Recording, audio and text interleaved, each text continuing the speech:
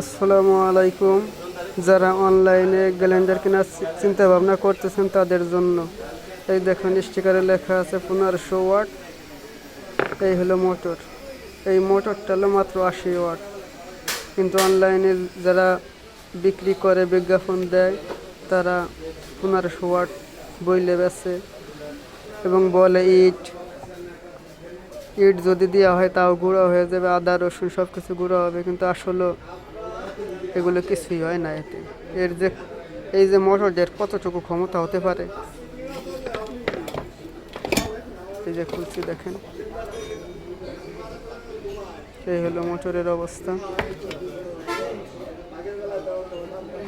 এই দেখেন, এই স্টিকারে লেখা 1500 ওয়াট আর মোটরের গায়ে লেখা আছে মাত্র 110 ওয়াট।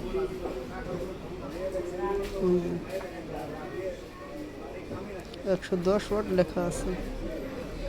বিজ্ঞাপন করার সময় ঠিকই মনে বাঙালিকে বোঝাই দেয় যে এটা 1500 ওয়াট।